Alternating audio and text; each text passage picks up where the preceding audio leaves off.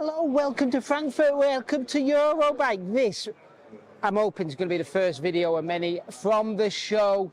This is Europe's biggest bike show. I think maybe the world's biggest bike show. And this year it is good. There's loads to look at. I've been running around for 2 days. I got loads to show you, loads to tell you about. I've been chatting to Tony Martin and Marcel Kittel about kids' bikes. I've even got over to chat to Giovanni Battaglin, a man who won 2 Grand Tours in 48 days.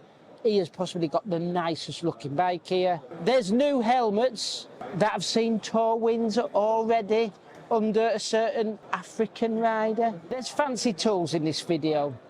Gorgeous, gorgeous chain rings, chain sets and hubs. I've got the inside story on them sunglasses that look like they came from Batman's utility belt. There's more lovely bikes than you can shake a stick at, so let's crack on, have a look what's on show and enjoy a bit of bike gorgeousness.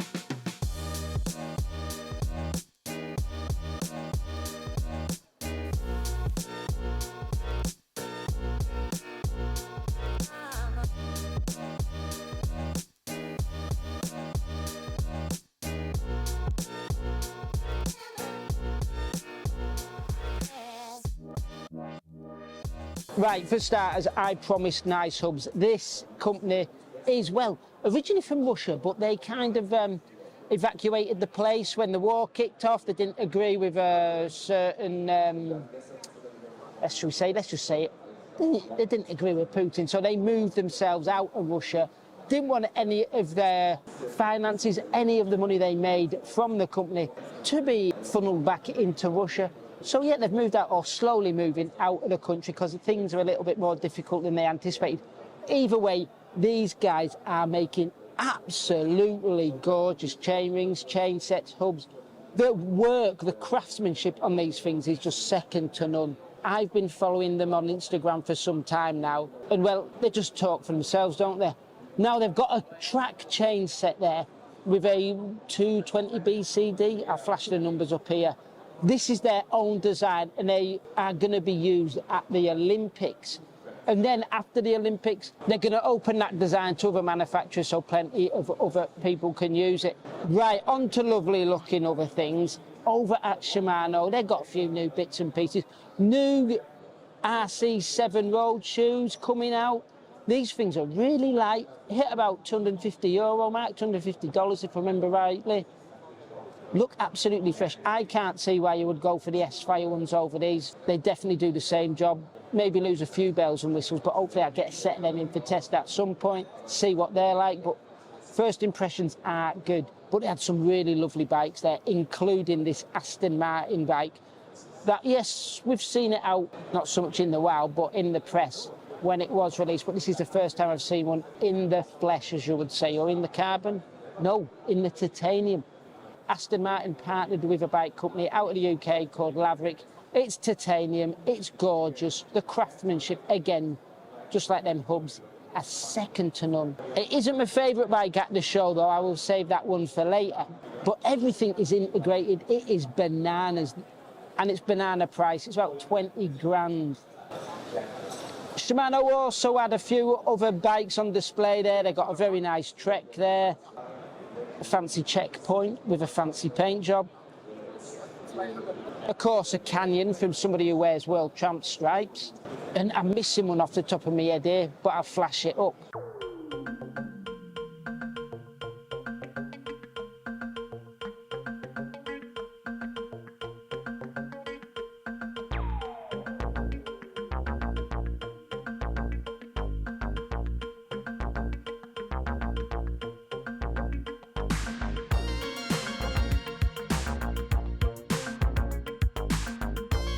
Right, Sonnies, I've got 2 for you here.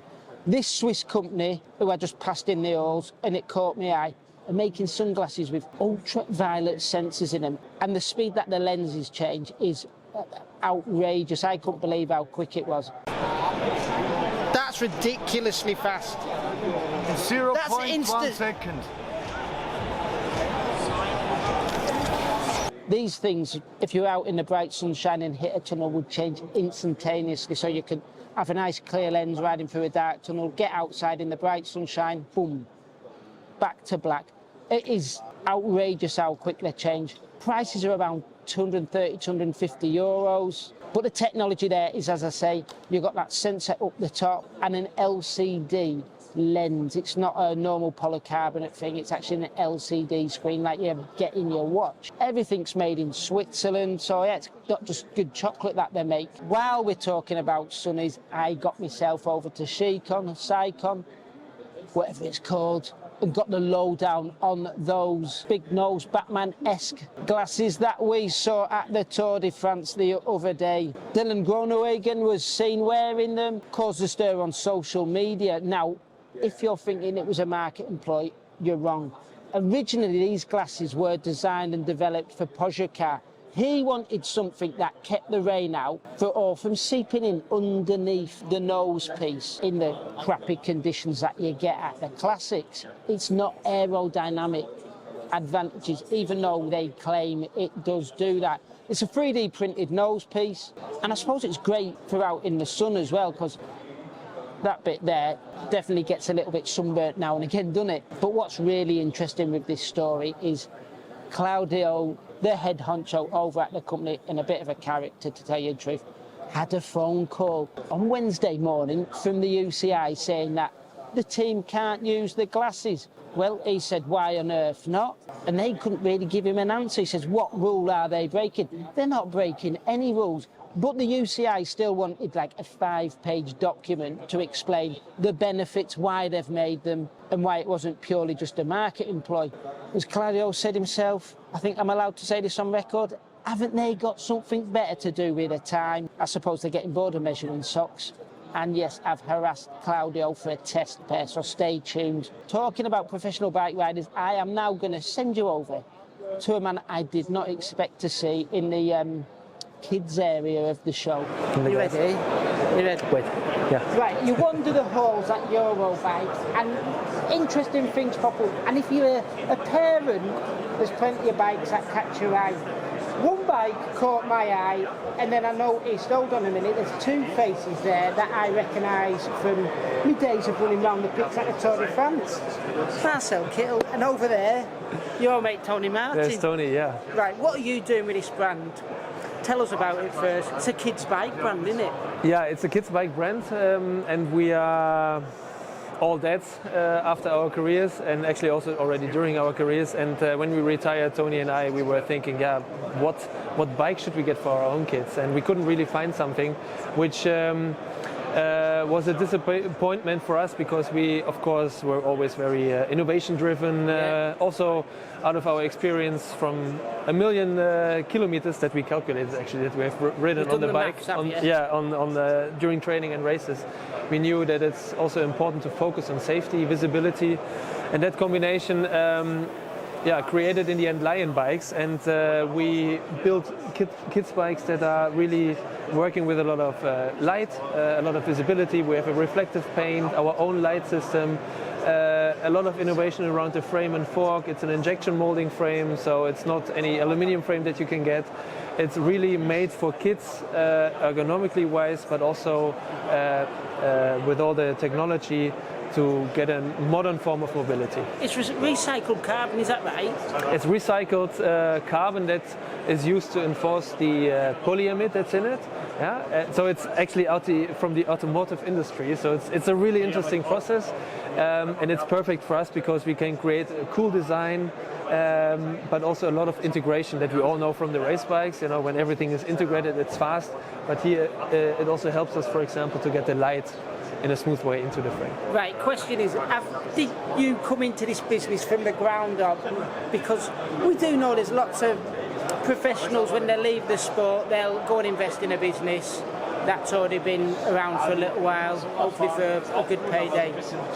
Is it this case, or did you come in at the ground level?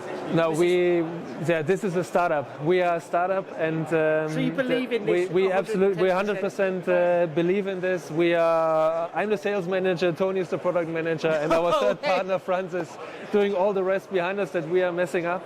So no, it's a great process. And I'd love to see that Slack message group, you You two chatting away. Yeah, we have. It's, oh my God. Sometimes we had really difficult moments, of course, to overcome because not everything is going always smooth. But this is exactly the challenge that we needed, and we are doing this not only for our kids but for all kids. We hope that we can improve something in terms of road safety for the kids, but also because we say be visible. We want to also the kids to have a great bike, to express themselves and to make them happy when they ride their bike. And it's really some cool stuff like startup sequences, a lot of emotional lights around it.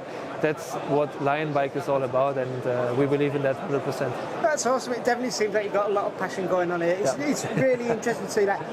Just over there, just around the corner here, you've got like Fondriest. Usually the pros go into either starting their own road bike brand. Never something like this. Yeah, never. That's. Hats off, sir. Thank you. Yeah, we are very proud. Thank you very much. Thank you too. That's awesome. There we have it. Tony Martin, Marcel Kittel running a kids' bike brand, and I mean they are running a kids' bike brand. If you jump on Marcel Kittel's social media page, you will see photos of him driving a van with Tony, with it crammed full of the bikes, coming here to the show. Him hoovering the stand and putting up the stand. They're involved big style. Now, Parley is a brand that kind of vanished for a long time, or a little while, but they're back. And they got some real interesting bikes. And one that went missing as well.